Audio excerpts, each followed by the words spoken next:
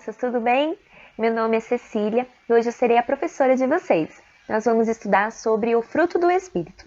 Para começar, eu gostaria de perguntar para vocês se vocês já viram em algum lugar, pela TV, por alguma revista, ou até mesmo se você já tenha ido e encontrou uma árvore muito bonita. Mas além de muito bonita, se essa árvore produzia frutos. Você já prestou atenção? Toda árvore que dá fruto atrai muitas pessoas, sabia? Imagine você chupar uma acerola bem direto do pé, uma mexerica ou outro fruto, que delícia, né? A Bíblia fala sobre um assunto muito importante. Ela também utiliza essa linguagem de árvore, de fruto, para falar a respeito dos nossos comportamentos. Você sabia disso? Por isso nós vamos estudar hoje o texto de Gálatas, capítulo 5, verso 22. Vamos ler.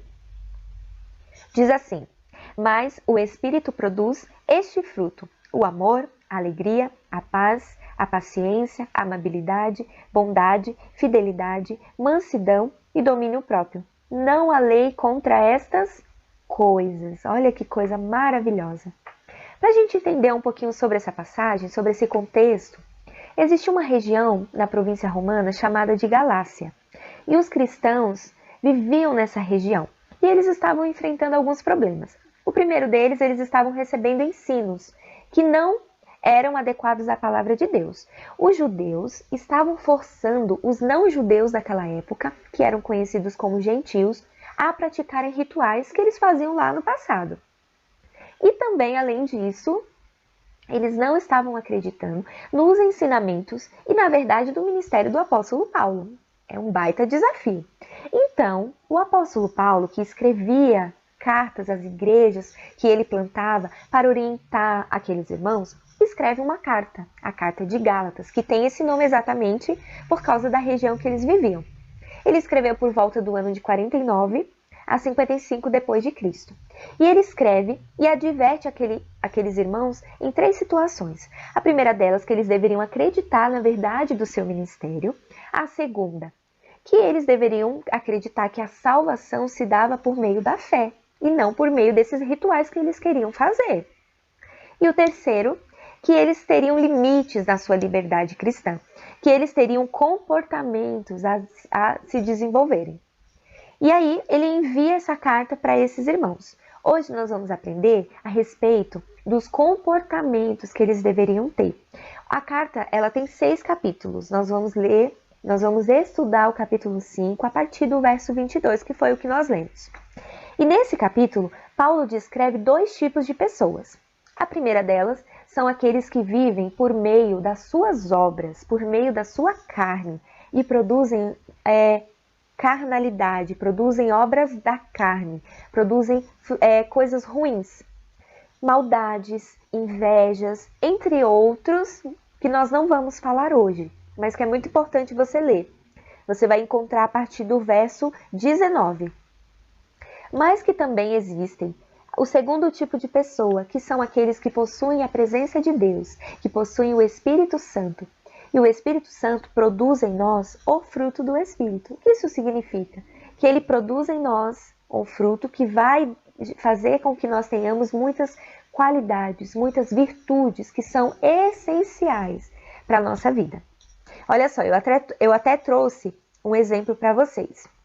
Imagine uma mexerica. Ela é um fruto, certo? Mas dentro dela, ela tem vários gominhos. Então é isso que o apóstolo Paulo está dizendo. Nós temos um fruto e esse fruto tem as suas características, que são essas 9 virtudes que ele descreve no versículo. O amor, a paz, a mansidão, a bondade, a fidelidade, o domínio próprio, que nós lemos no verso 22. E aí o que acontece? Por que essa igreja está precisando?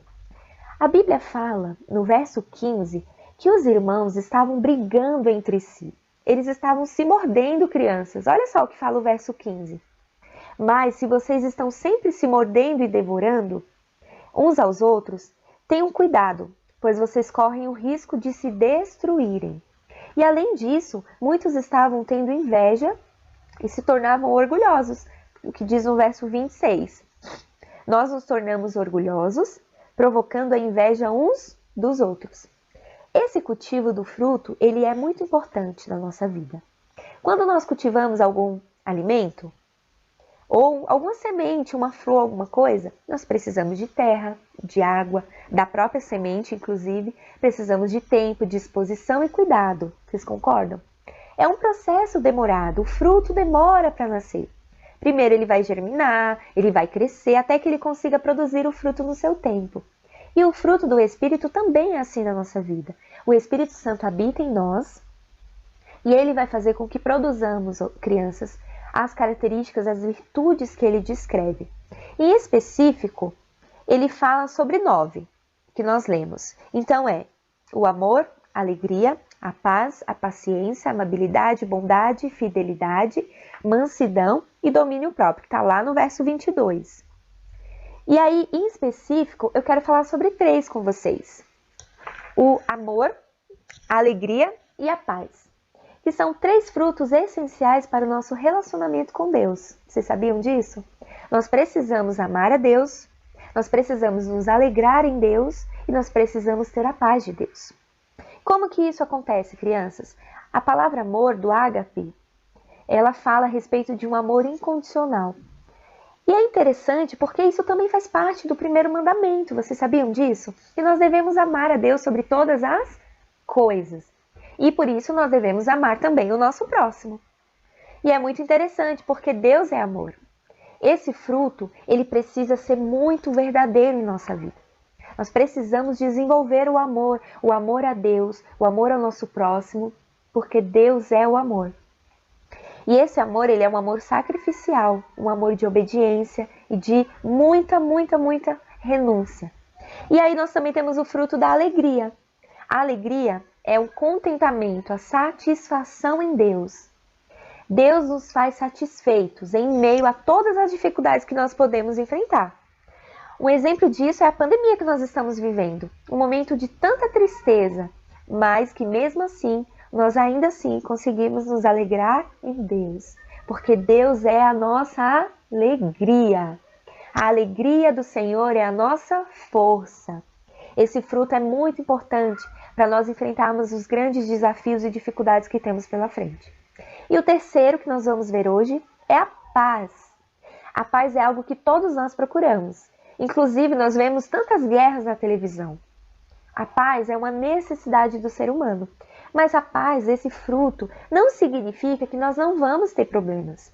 Não significa ausência de problemas, mas a paz é a tranquilidade para lidarmos com todos eles. Quando você tem uma prova muito difícil na escola, ou no seu treino, no futebol, na aula de educação física, ou até mesmo dentro da sua casa. Quando você passar por grandes dificuldades, não se esqueça de buscar a paz que excede o nosso entendimento. O que isso significa? Que a paz de Deus enche o nosso coração, crianças, e nos ajuda a vencer todas as dificuldades. Olha que coisa maravilhosa. E quando nós olhamos para esses 9 frutos, nós enxergamos em Jesus o maior exemplo. Jesus tinha todos esses frutos. Olha que coisa maravilhosa. Nele, nós conseguimos ver o seu exemplo. Mas como que esse fruto nasce? O que isso significa ter o fruto do Espírito? O Espírito Santo que habita em nós, que é a presença de Deus, ela produz um fruto que nos faz ter essas virtudes. E essas virtudes nos ajudam a se relacionar com Deus, com o nosso próximo e conosco mesmo, consigo mesmo. Quando nós temos esse fruto, as pessoas querem estar perto de nós. Ah, o Davi é uma criança muito amorosa. Ah, a Aninha é uma criança tranquila, cheia de paz. Todos querem estar perto de nós, porque nós possuímos o fruto do Espírito. E como que ele cresce? Como que acontece esse processo? Quando nós buscamos a presença de Deus, por meio da leitura da palavra e por meio da oração. Você sabia que quando nós lemos, quando nós meditamos na palavra de Deus, quando nós estudamos, que é o que estamos fazendo hoje, quando nós oramos, esses frutos crescem. E eles abençoam não só a nós, mas a todos que estão ao nosso redor. Os nossos papais, os nossos irmãos, primos, amiguinhos do condomínio, da nossa casa. Eles abençoam a todos. E aí, lembra que eu falei para você que Jesus é o maior exemplo desses frutos? Vamos pensar nos 3 frutos que nós vemos hoje. O amor, a alegria e a paz. Jesus também era assim. Jesus tinha amor. Ele nos amou. A Bíblia fala que ele entregou o seu filho Jesus, Deus entregou o seu filho Jesus na cruz para morrer pelos nossos pecados. Somente alguém que pudesse nos amar dessa forma conseguiria morrer em nosso lugar. E ele fez isso, crianças. Jesus nos amou e nos perdoou dos nossos pecados. Jesus tinha alegria. Sabe como que era a alegria? Ele se alegrava em obedecer a Deus. E além de se alegrar em obedecer a Deus, ele alegrou o coração de Deus pela sua obediência. Olha que coisa maravilhosa. Quando nós temos alegria, nós temos a disposição de obedecer a sua palavra, de fazer, de servir ao nosso próximo, de ajudar aqueles que precisam, com alegria. E Jesus trouxe paz. Jesus trouxe paz, porque a Bíblia fala que todos nós estávamos afastados de Deus, destruídos, nós éramos inimigos de Deus, mas Jesus veio e trouxe a paz de Deus com os homens. Olha que coisa maravilhosa. Imagine você na sua escola, quando seus amigos estão brigando. Você vai lá no meio e você, em vez de ficar incentivando a briga, gritando, você traz paz. Você é paz, você traz paz onde está. Você traz tranquilidade, você traz alegria. Quando as crianças estão reclamando de tudo, você se alegra. Imagine você uma criança cheia do amor de Deus. Você levando a palavra de Deus, porque o amor de Deus habita em você. Crianças, nós devemos amar a Deus sobre todas as coisas. E nós devemos amar o nosso próximo, inclusive as pessoas que são extremamente diferentes de mim. Que briga comigo na escola, que pega meu apontador e meu lápis sem permissão. Principalmente esse nós devemos amar. Nós também devemos nos alegrar quando nós passamos dificuldade. Talvez você esteja enfrentando ou a sua família esteja enfrentando um grande desafio. Mas se alegre. Se lembre que a alegria do Senhor é a sua força. E por último, tenha paz. Não vivam com brigas, com rinchas entre si, como aquela igreja lá dos irmãos na Galácia. Pense como a paz de Deus pode trazer a alegria na sua casa, no seu lar, entre os seus pais, entre os seus amigos da escola. Pense como a paz de Deus habitando em você vai ajudar muitas outras pessoas, inclusive aquelas que não possuem e não têm, não conhecem o Espírito Santo. Porque somente por meio dele, esses frutos aqui e mais os outros podem crescer. Somente por meio de Jesus, por meio da sua presença em nós, que esses frutos podem crescer. Eu gostaria de dar um desafio para você.